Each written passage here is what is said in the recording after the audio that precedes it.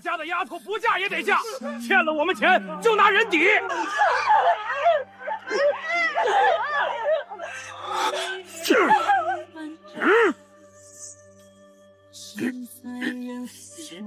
放开他！你谁呀？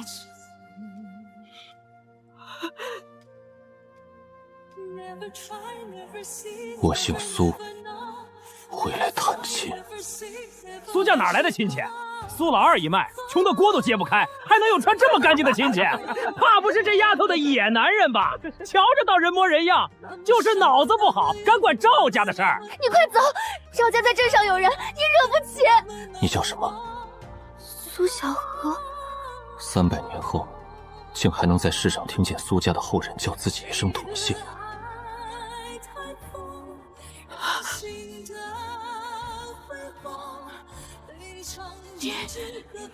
你长得像祖宗画像上的人。小子，松手！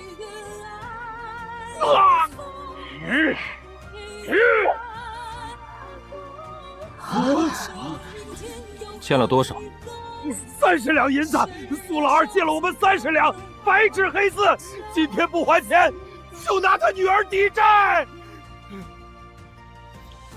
30两。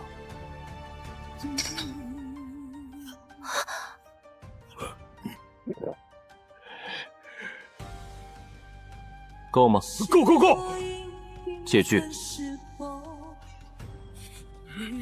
5两滚到30两，这是想把小荷卖给镇上冲喜啊！借据在他们手里。可他们改过书。胡说八道！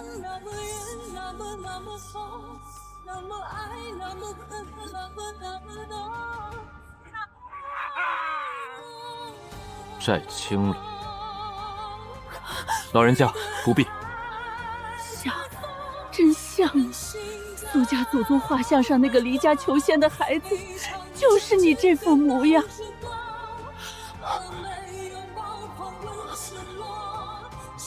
画像还在祠堂里，只是祠堂快被人拆了。师尊，弟子修仙300载，如今想回家探亲，望允者。苏清寒，你还有亲可探？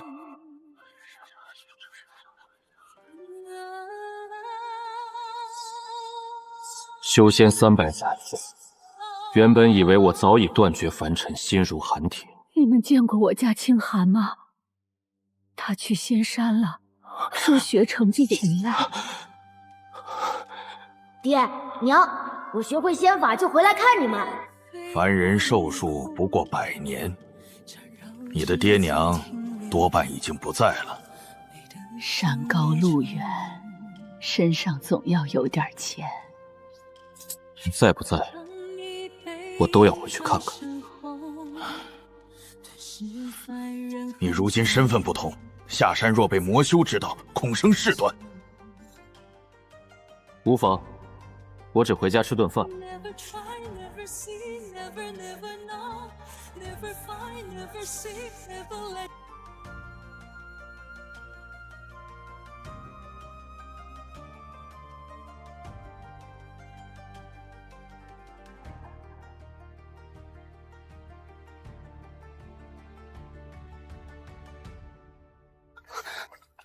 你真是我们苏家亲戚？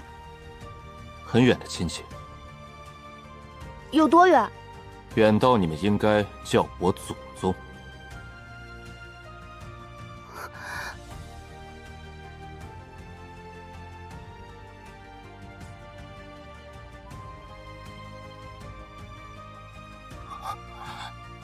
谁写的？听我祖婆婆说，是最早那位老太太写的。她等了一辈子，说家里出了个仙人，总会回来的。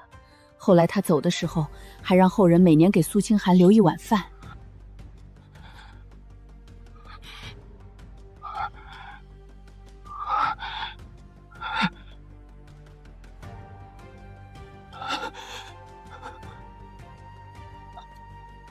你别难过，奶奶说祖宗后来一定成仙了，成仙的人忙，顾不上回家也正常。不正常。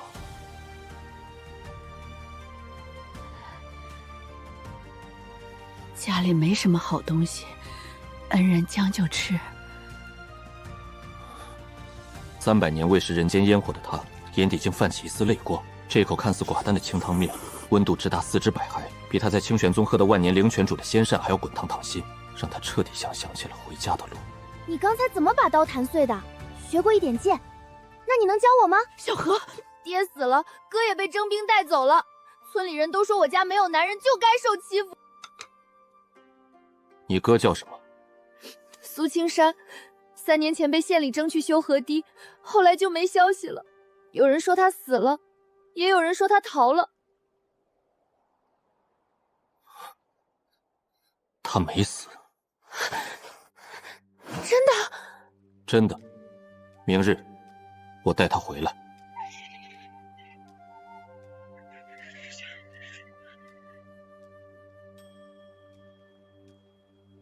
你就是昨天打伤赵家人的外乡人吧？有事？苏家欠村里的税粮，祠堂那块地抵给村里了。今日我们来拆祠堂，与你无关。村长，税粮我们慢慢还，祠堂不能拆，那是苏家的根啊！根？苏家还有什么根？一个寡老太，一个丫头片子，留着祠堂占地，不如给村里修仓。你胡说，我哥还活着。哼，活着？活着怎么3年不回来？怕不是早死在外头了？谁敢动祠堂一块砖，断一只手？好大的口气！你一个外乡人也敢管苏家村的事？我姓苏。你说姓苏就姓苏？族谱呢？录纸呢？官府文书呢？凡人要证明自己是谁，竟要一张纸。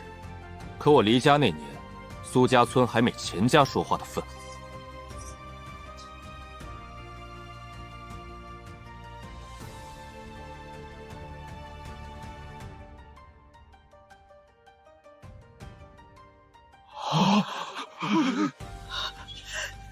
祖宗显灵了！装神弄鬼，给我拆！我说过，动祠堂者，断手。你敢！我侄子在县衙当差，赵家背后还有仙门供奉，你得罪不起。苏家欠多少税粮？20担。没有那么多，本来只有30，是他们年年加力。熄火！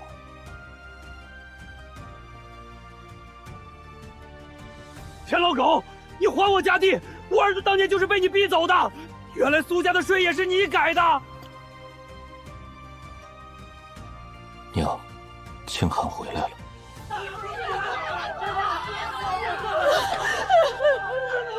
300年后迟来的归家，凡人的恶，便交给凡人的规矩去算。你们敢动我，赵家仙师不会放过你们！黑风观的仙师就在镇上，他一句话就能让你们全村遭灾。黑风观的人很厉害，镇上人都说他们会招雷，还会请鬼。赵家每年给他们送很多银子，村长也给。他们来过苏家，去年冬天来过一次，说我们祠堂下面有灵脉，要我们迁坟。奶奶不同意，他们就让村长加税粮。恩人，要不你快走吧，你有本事，可黑风观有好多仙师，我们苏家不能连累你。我不是恩人。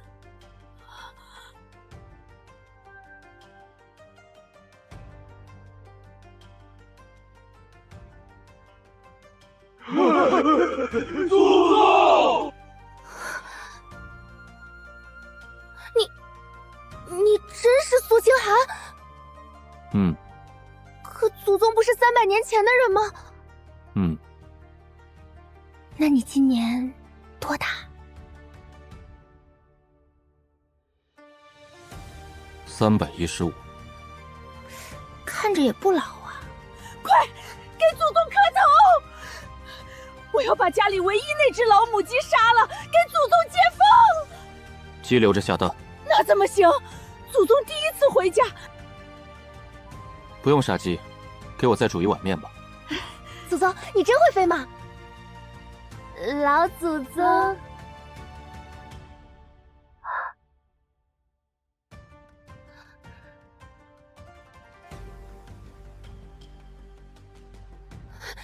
那你能不能把我哥带回来？今晚就去。我也去。你留在家里。可那是我哥。那就学会第一件事。什么？别拖后腿。我学。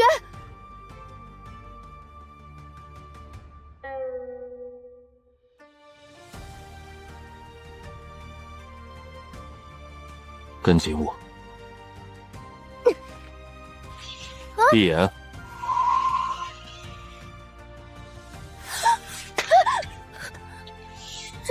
这就到了。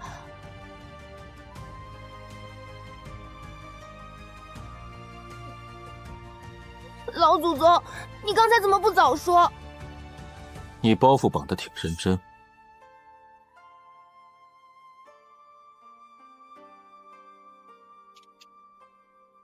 这是赵家，镇上那个病秧子少爷死了，听说今晚办冥婚。我不嫁死人！是春月姐。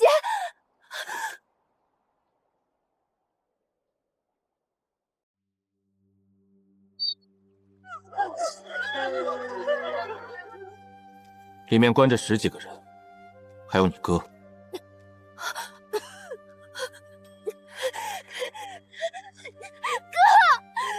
先救活人。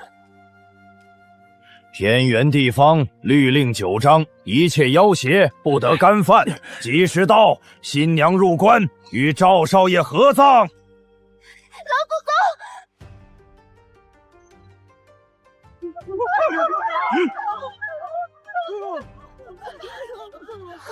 谁敢坏本仙师法事？苏家人。又是你们苏家！来人，把这小贱人也抓了，正好给我儿做妾。用活人配冥婚，谁教你的？凡人命贱，能陪赵少爷下葬是他们福气。原来如此。散。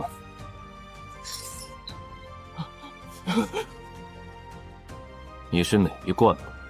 前辈饶命，小的是黑风观外门弟子，不知前辈驾临。黑风观在哪里？在城北。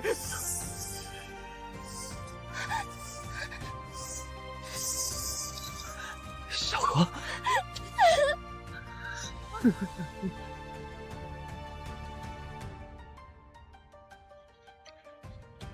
明日交官，至于你，在路。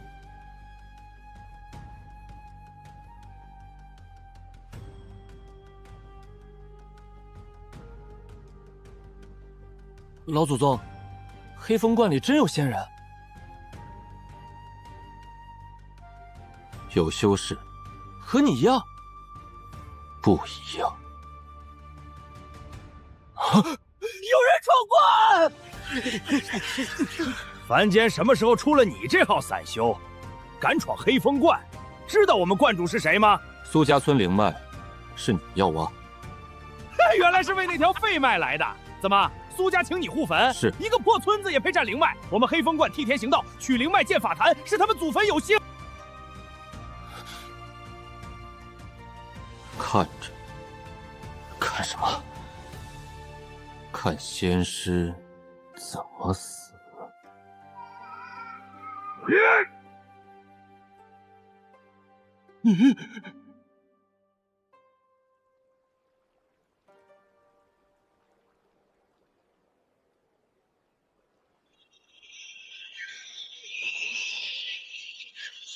何人敢在我黑风观放肆？拜见观主！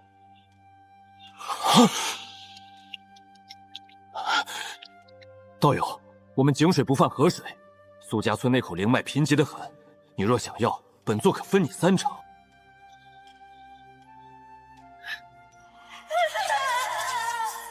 你杀了多少人？修行之事，何必凡人死活？凡人死活。剑尊，你是元婴剑尊！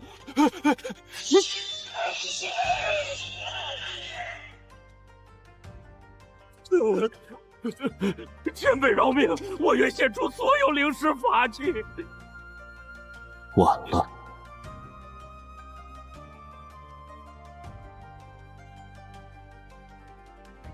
记住，这世上有人披着仙衣，心却比恶鬼还脏。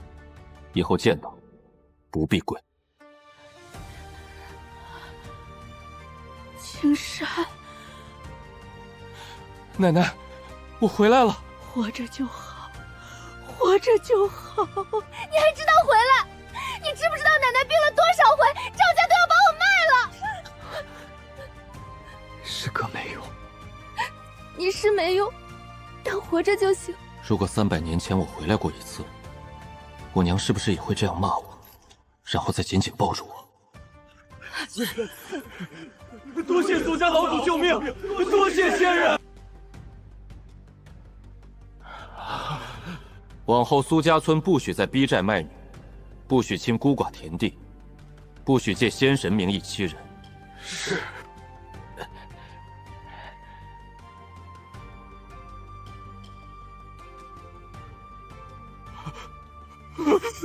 下官不知仙长家里有失远迎。赵家拐卖女子，私设冥婚，勾结邪修，你管不管？管，一定严查。苏家村旧账，你查不查？查，今日就查。征夫修河堤，3年未归，活人被当死人消灭，你问不问？问，下官亲自问。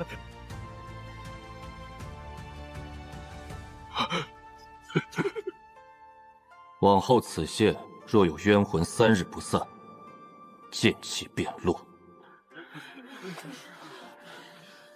苏家村往后的账，你来管。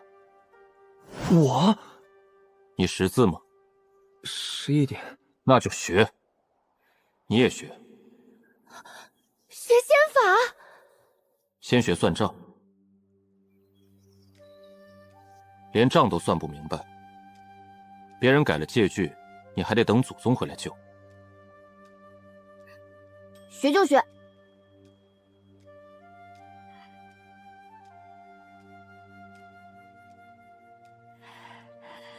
老祖宗，吃饭啦。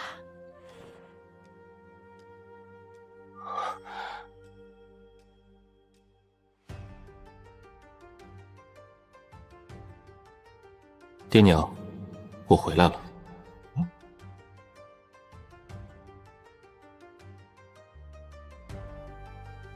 老祖宗，这是你爹娘吗？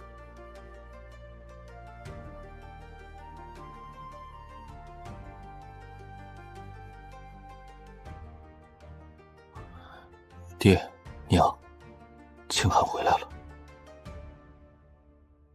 我学会仙法了，会御剑，会炼丹，会布阵，也会杀很多很厉害的妖魔。师门待我很好，掌门师兄嘴硬心软，师侄们见了我都怕。可我回来晚了，娘，你那年给我的铜钱我一直带着，你说等我回家要给我做面，我吃到了，后人给我做的，味道很像。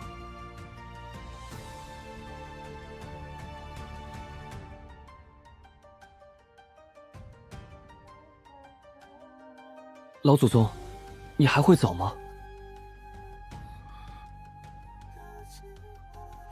会走，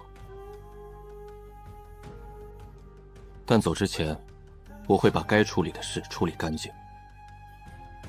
那以后呢？以后每年清明，我回来上坟。只清明啊！别贪心。若有事，烧这张符，一符传信，一符护身，一符救命。非生死大事，不可乱用。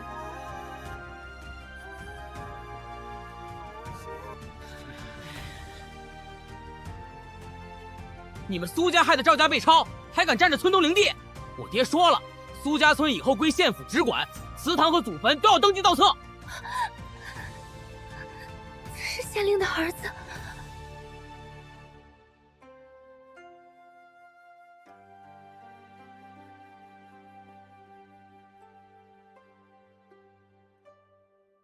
哟，这不是差点嫁给赵家死人的苏家丫头吗？听说你们家来了个厉害亲戚，就是她。道友，苏家村灵脉已由县府上报金雀门，往后归我们监管。你若是散修，最好不要插手。金雀门知道黑风观炼魂吗？黑风观之事，自有宗门处理。倒是你私自灭关，杀戮过重，怕是要跟我回金雀门解释。黑风观害了那么多人，你不抓他们，反来抓救人的，哼！你算什么东西？这里有你说话的份儿？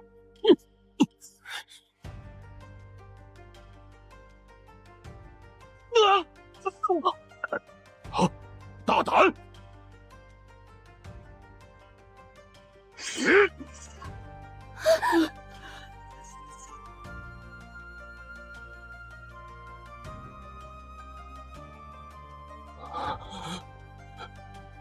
前辈，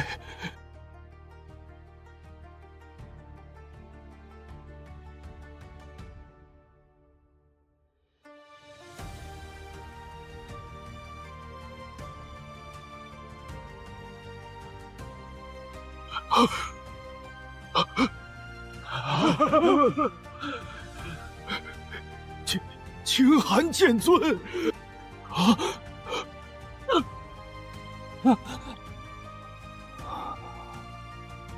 你门下弟子替县府夺凡人祖坟灵脉，知道吗？晚辈不知，剑尊恕罪，晚辈立刻亲自来查。不用亲自来，派个懂规矩的来。3日内，给苏家村一个交代。是，晚辈明白。县长饶命！县令监理昨日答应严查，今日你就来夺地。看来我留在县衙门匾里的剑气，他没看懂。你也去。我看着他们怎么审案，怎么写状纸，怎么按手印。苏家不能只靠我一剑，你们要学会自己站在堂上说话。老祖宗，我今天看见刘承玉跪在堂上了。他以前可威风了，路过街上谁都要给他让路。可县太爷一拍惊堂木，他吓得话都说不利索。我还看见那些被救姐姐来作证，他们以前都不敢出门，今天哭着把赵家做的坏事全说了。很好。所以我想修仙。前面和后面有什么关系？有关系，我要是厉害，就没人敢逼他们闭嘴。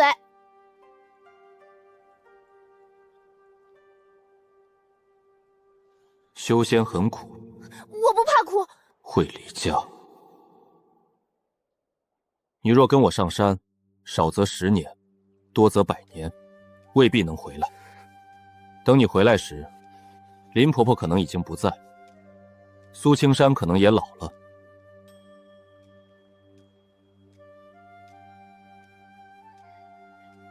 老祖宗，若小荷真有仙缘，就让她去吧。奶奶，奶奶舍不得，可舍不得也不能把你困在村里。你爹当年活着的时候常说，小荷比男娃还倔，说不定能书做官。如今祖宗回来了，你有更大的路，奶奶不能拦。可是我走了，谁照顾你？我照顾。哥回来了，不会再让奶奶一个人。仿佛看到了300年前另一个特娘，他们也许同样会万般不舍，却仍旧会放手的追寻大道，有时比修士所追求的大道还要宽广。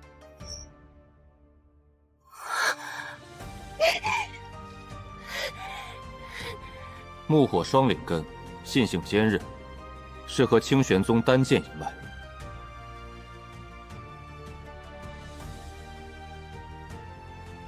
先守孝3月。守谁的孝？守你差点失去的凡尘。3月内，每日练气1个时辰，读律例1个时辰，照顾家里1个时辰。3月后，你若还想走，我带你上山。老祖宗，我会做的。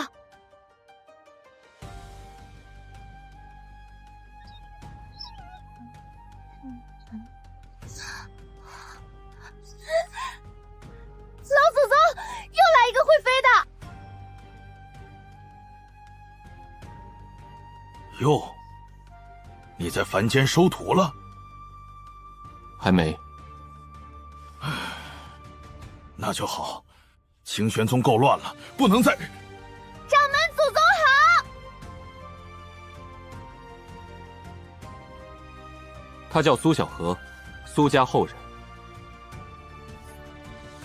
啊，木火双灵根，心性也亮，是个好苗子。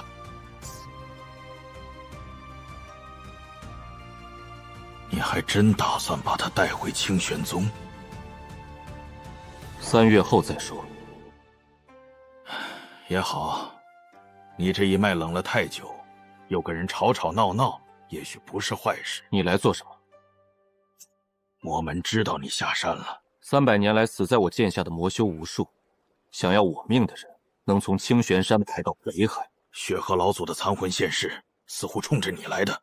还有，北海蛟族也派了人。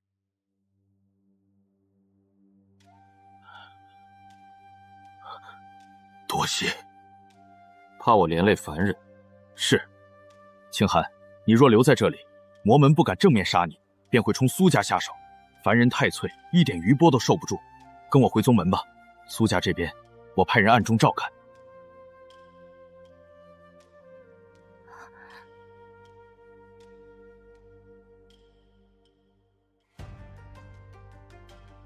再等3日。3日能做什么？给我爹娘重修坟碑，给苏家祠堂补粮，教小荷引气入体，替青山立主村中规矩。还有，等该来的人来。血河魔姬。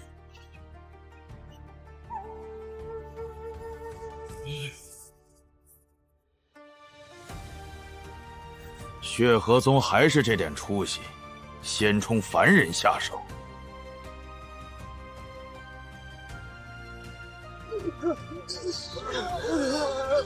老祖宗，他们是什么人？不是好人。你解释的真省事。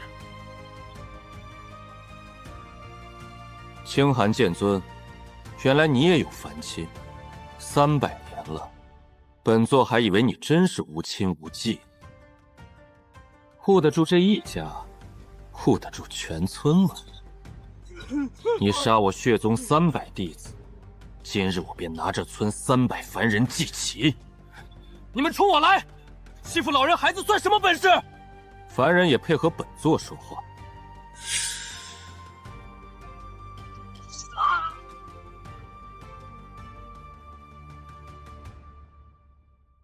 剑尊好大的火气！我今日心情确实不好。这里是我家，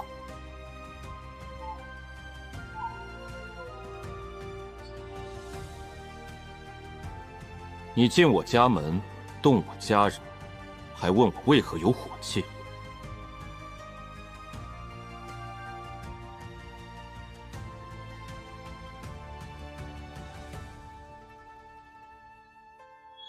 我来。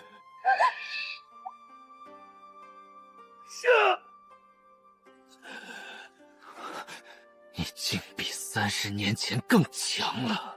你倒是更弱了。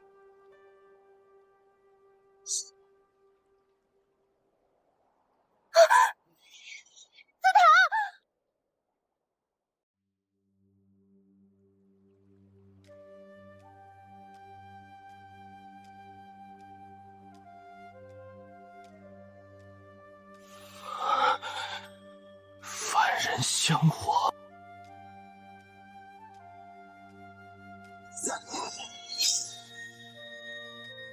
你看，凡人也能护家。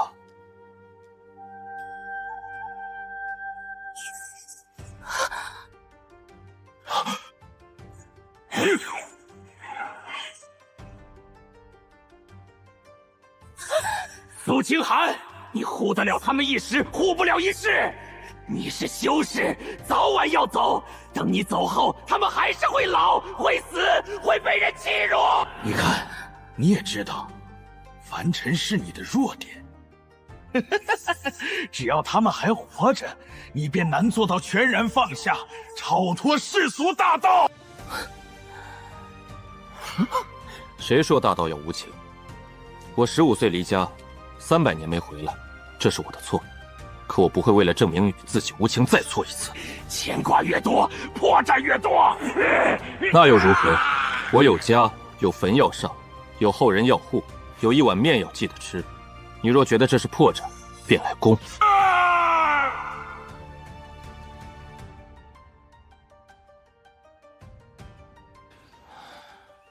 你这次回家倒还出点名堂，什么名堂？以前你像把剑，现在像个人了。你以前骂人也这么拐弯？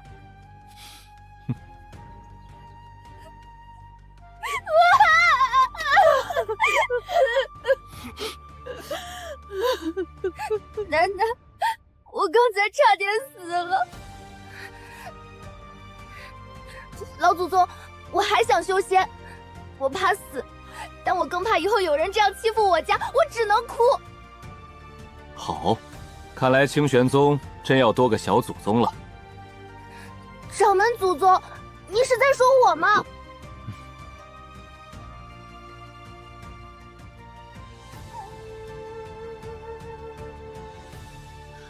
金阙门监管不力，纵容外室弟子勾连县府，夺取凡人灵地，今日特来赔罪。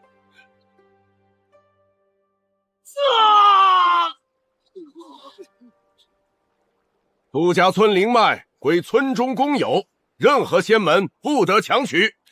你去接那份契书。老祖宗，我不行。你行？我真不行。你在矿场护住10几个孩子时，也觉得自己不行，怕也拿死。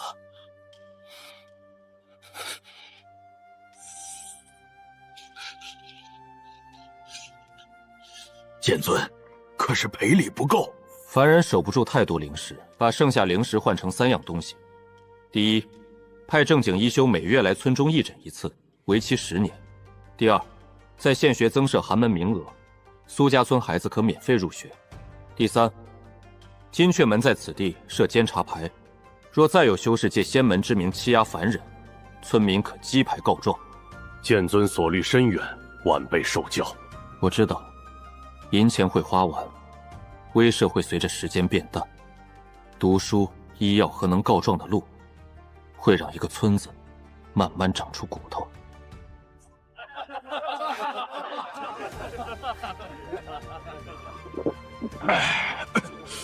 这可真烈，难怪你不愿立刻回去。宗门催了。催了。北海那边又有动静，教族派使者上山，说要与你谈。老祖宗是。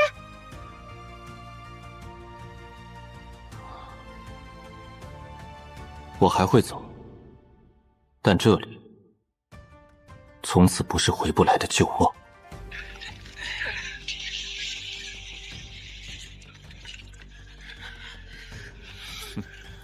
凡人气息污浊，剑尊竟真住得下去。有事，我叔父死于你手，北海需要一个交代。你叔父吃人时给7城百姓交代了吗？那是沿海凡民自愿献祭，换我北海庇护风调雨顿。谁会自愿把孩子送给妖怪吃？凡女，这里有你说话的份。这是我家后人，剑尊，我今日不是来与你动手，北海愿与你和解，但有条件。说：第一，归还交军妖丹，以镇入北海封印；第二，清玄宗赔偿北海灵脉3条。你继续。第三，你需向北海公开致歉，并承认斩蛟过重。是人的妖怪还要救人的人道歉。凡人闭嘴。还有吗？还有最后一条，听闻剑尊凡亲尚在，北海愿接苏家一脉去海上做客100年，以示两族互信。你来之前，你们族长知道这些条件吗？自然。好。左清寒，你敢杀使者？不杀。剑尊，这是误会。你要扣我苏家一脉做人质？绝无此事，敖烈擅作主张，北海院交由剑尊处置。族长，北海昭君吃人，罪证仍在天盟。若北海不服，我3日后亲至北海，再战一次。北海府赔偿沿海7成。给被吞孩童立魂碑。立。往后交族入凡境，须过天盟监察。可。啊！我的修为！老祖宗，你刚才好威风。所以你更要记住。记住什么？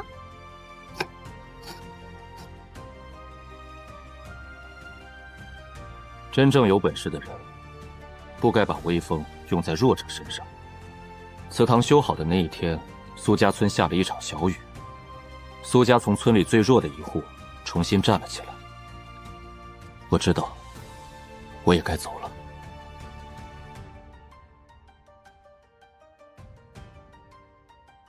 离开前，我给苏家留了3条路。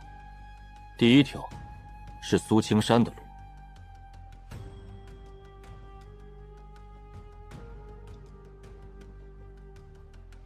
这些不是让你做第2个前村长。我明白。你不明白也没关系。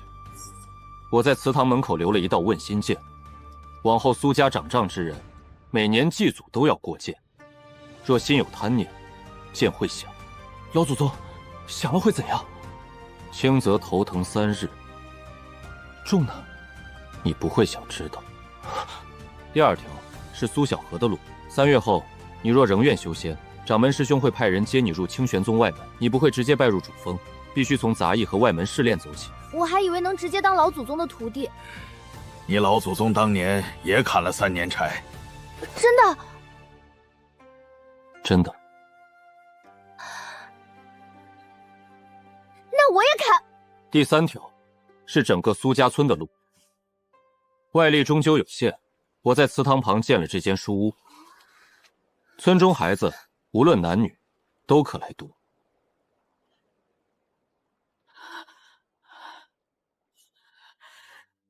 从前女娲哪有读书的命？以后有。师母啊，老祖宗在山上想家了，就煮一点。老祖宗，你清明一定回来。中秋呢？看情况。过年呢？若无大事，便回。这次不是跪拜，是送家里长辈。别总跪。好。300年前我离家时，觉得山外才是大道。300年后我才知道，回头处也是道。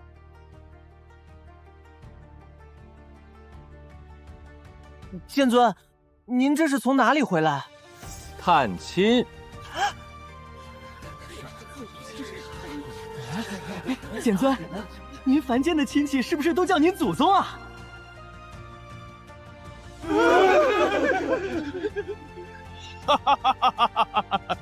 你是不知道，你不在这些日子，宗门弟子偷偷打赌，说你回凡间肯定住不过1天。结果你不但住了半月，还差点把凡间县府和金阙门都重整一遍。北海玄弦闪烁着光泽的玉简，虽然看起来格格不入，可我觉得很好。清寒，你真的变了，变弱了。不，剑更稳了。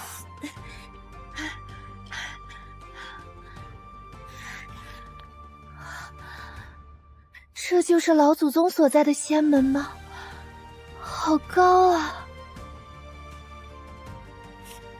莫挂念，逢年过节记得回来吃面。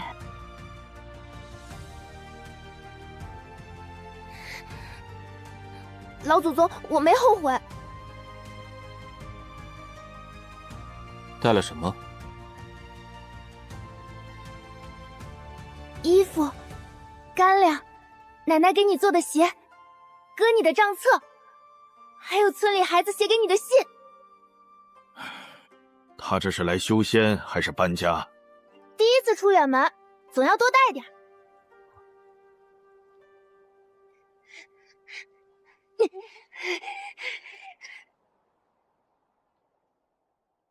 怕吗？怕。那还走？走啊！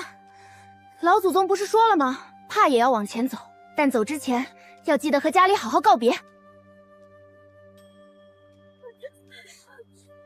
姓名：苏小荷。奇怪。苏家村。引荐人：我家老祖宗。哈哈哈哈哈哈！你家后人挺会说实话。不好，好是好，就是外门要热闹了。入外门后，无论出身，只看勤勉。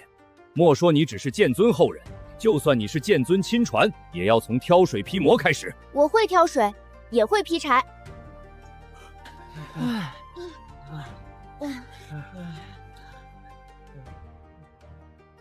这缸水我顺手帮你灌满了，你休息会儿吧。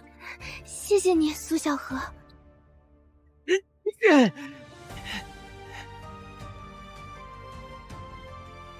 啊！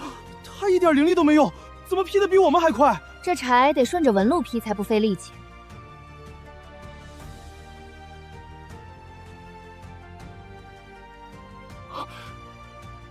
你以前学过？学过一点。谁教的？又是你家老祖宗？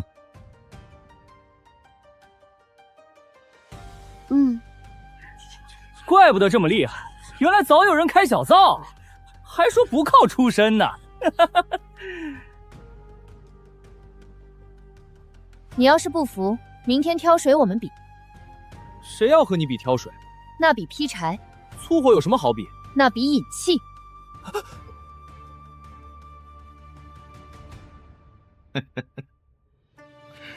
这性子像你？不像。哪里不像？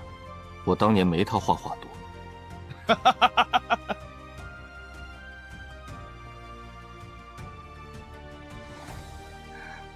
林婆婆给我烙的饼，每天只能吃一点，不然很快就没了。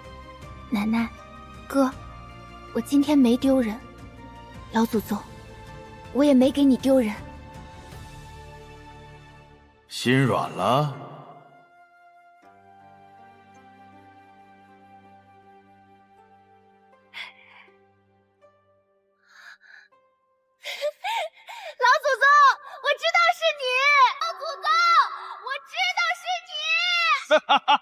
我看你以后怎么收场。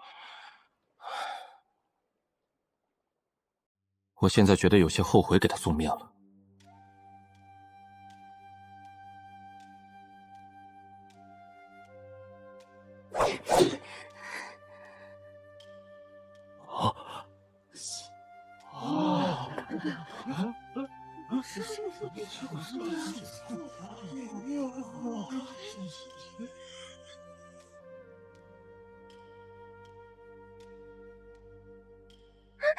小荷，怎么办？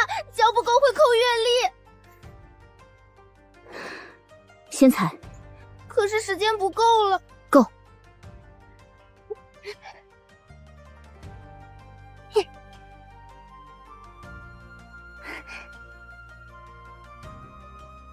怎么弄的？有人割我的篓。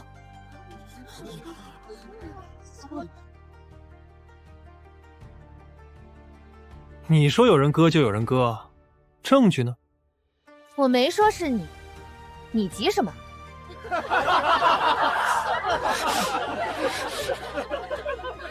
乡下丫头，你别血口喷人！割篓子的人剑上缠了金丝，后山只有你用金丝剑。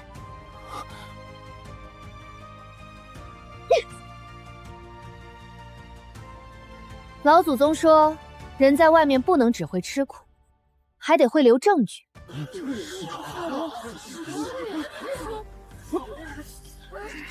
同门相害，罚入寒潭思过10日，扣半年月例。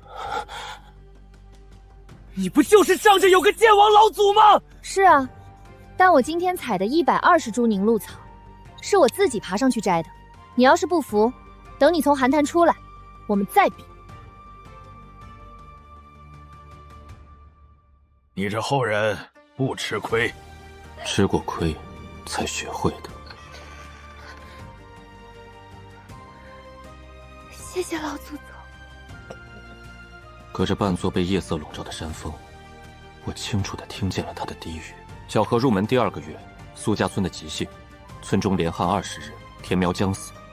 金雀门一休认定这不是普通天灾，是白石镇李家仗着小灵山的势力结了水脉。老祖宗不必亲至，我已带村民去讨。若3日后无回信，再请老祖宗相助。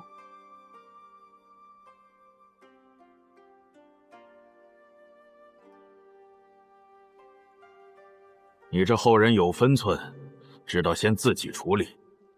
他让你3日后再去。我知道。那你现在去哪儿？路过。你从清玄宗路过到苏家村？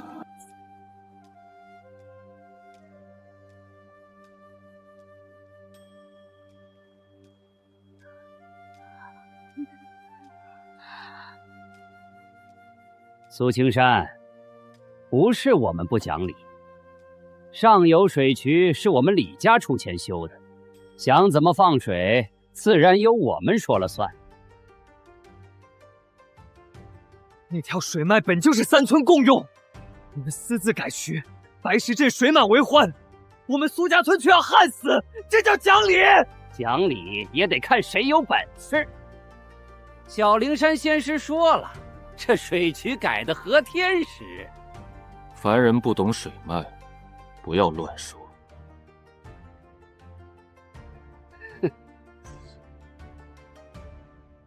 那就去县衙。县衙敢接吗？金雀门监察牌上写的清楚，修士不得借法术侵占凡田。小云山若要插手，就让他们派长老来与金雀门对峙。你敢拿金雀门压我？我不是压你，我是按规矩说话。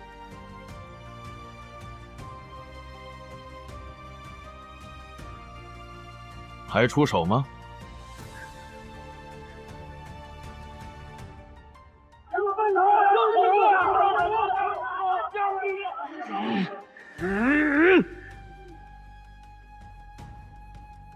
小玉山弟子，谁许你对凡人动法？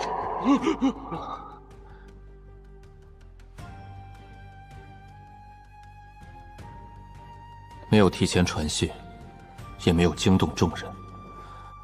我只是像当初下山时那样，慢慢走回去。凡利器者，须明价，明期，明泽。老祖宗回来了！回来了就好，饭正热着，山上月亮和村里是一个，摆着碗筷，小河他就能看见。老祖宗，金雀门出面后，小灵山赔了水粮，还帮3村重修了水渠。咱们村今年虽然大旱，却没有绝收。老祖宗，我以前总觉得自己没本事，可后来想想，你也不能永远替我们吵架。你给了规矩和路，剩下的总要我们自己走。你做得很好。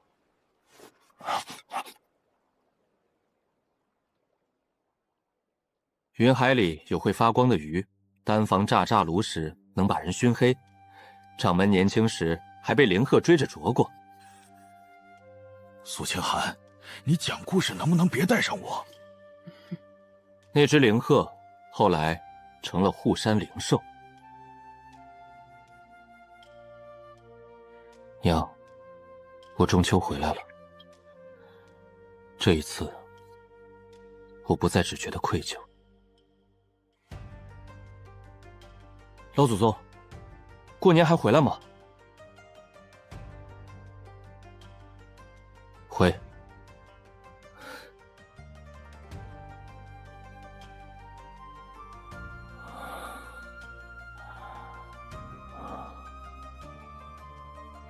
清寒，吃饭啦。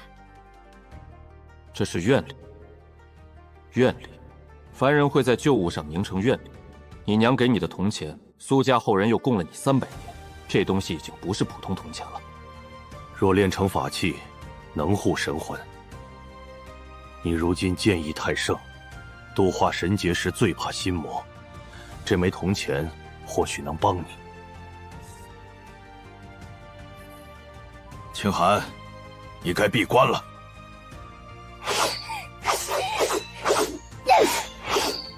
再等等。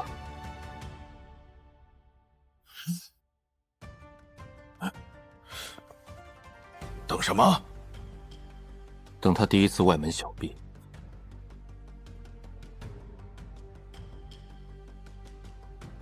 你现在真的很像个操心晚辈的老祖宗。我本来就是。哼，这次我不会输给你。那你认真点。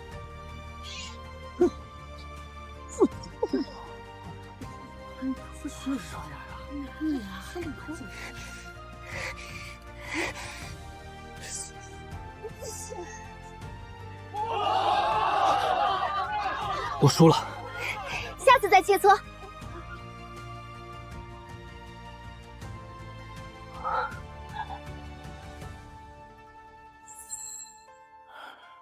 想好了？想好了。心魔呢？我带他一起过。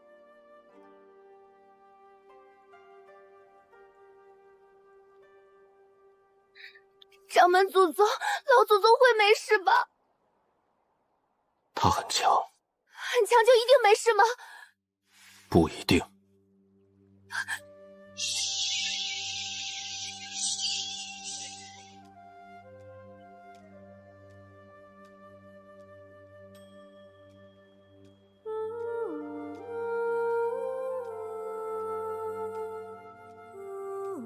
清寒，回来啦。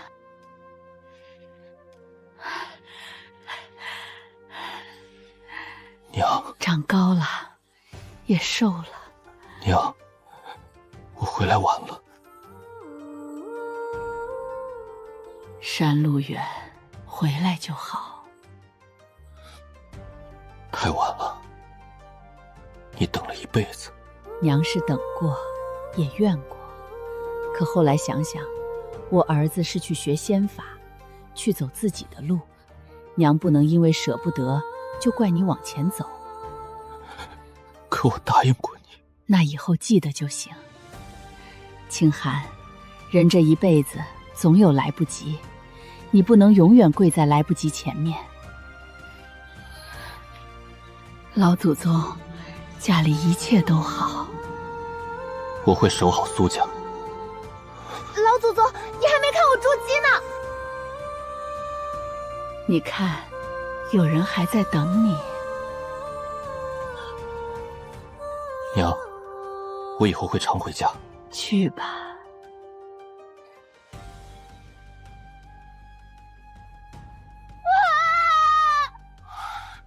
苏清寒，你可真会吓人。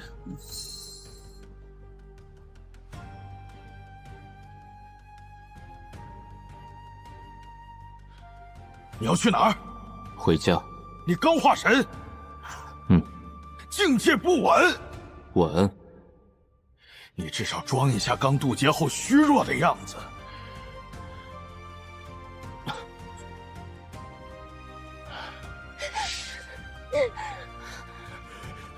你月课还没交。我也回。课业重要。可是你化神了，这么大的事儿，奶奶和我哥肯定想我替你说。那不一样。回来双倍交月课。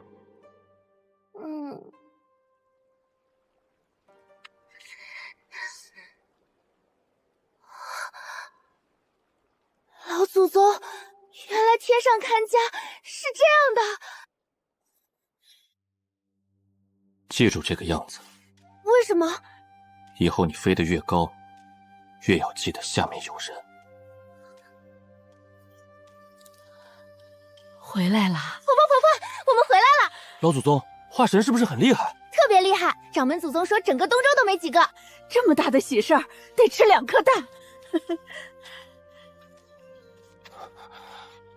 老祖宗，修成化神后，是不是就离凡人更远了？不，那是什么？是更能回来。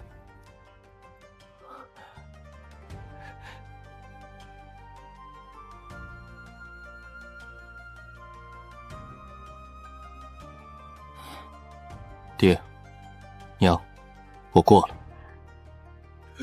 不好了，李婶家的小孙子掉进后山练功了，底下有毒蛇和怪风，大家根本下不去。这也许是他第一次真正明白修仙的意义。奶奶，你自己判断。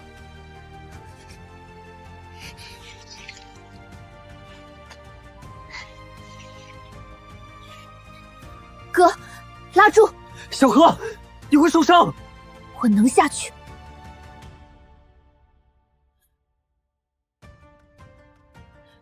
我以前受伤，是因为没人能救我，现在我能救别人，总不能站着看。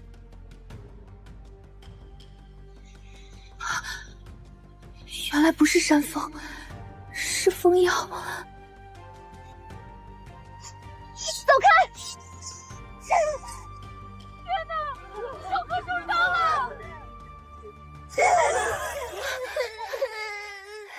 别怕，姐姐带你回家。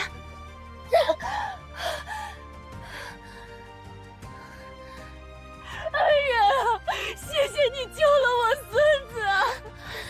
别，我受不起。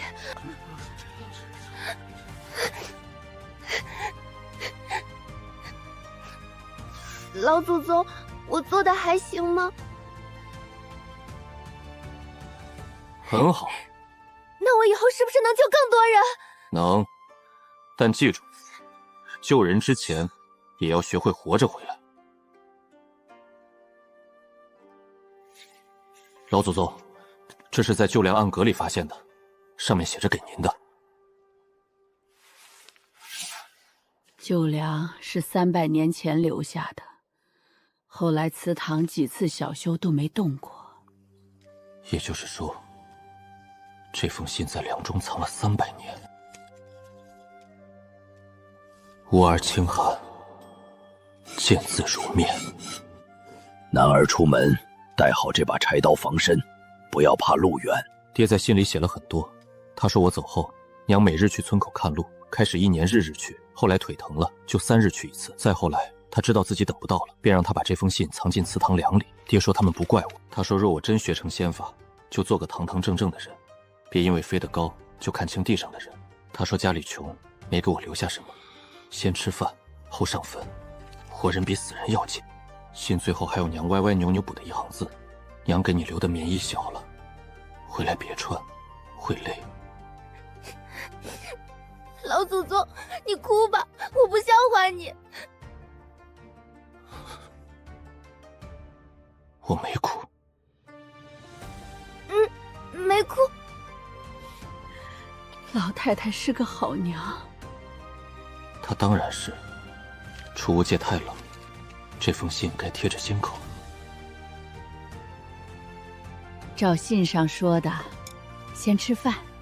这面里放了2个荷包蛋，一个给你，一个算替你娘补的。若有一日归家，先吃饭。缺上，先吃饭，后上坟，活人比死人要紧。原来我一直把遗憾当成心魔，以为自己欠了死人太多。可爹娘留给我的最后一句话，却叫我先顾活人。我忽然明白，他们不是要我困在坟前，他们是要我回家看看，然后继续好好活。老祖宗，奶奶说锅里还有汤。走吧，回去喝汤。活人比死人要紧，这句话我记住了。那年除夕，我履行承诺，回苏家村过年。这一次我不是一个人。奶奶，这是给您的养生丹。哥，这是你的新账笔。小家伙们，启蒙玉简拿好，好好认字。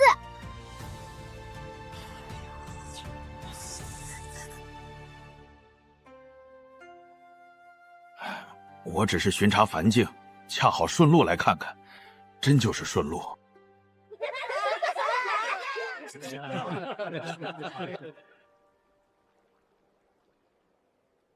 今年真是咱们苏家最好的年啊！大家太客气了，这多麻烦呀！行了行了，都别急了，东西我给老祖宗收好了。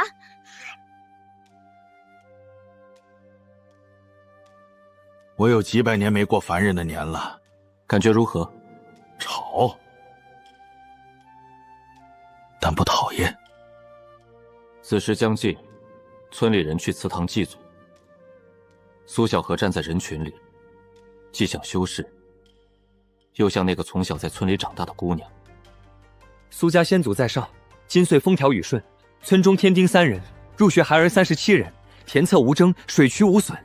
小荷入仙门，清寒老祖归家。你以后真每年都回来？若有大战呢？打完回来。这话倒像你。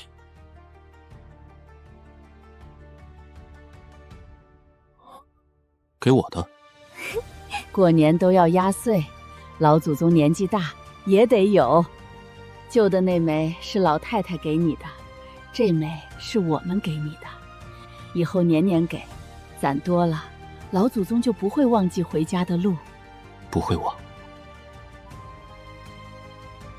老祖宗，新年快乐！老祖宗快乐！新年快乐！300年后，我终于又过了一个家里的年。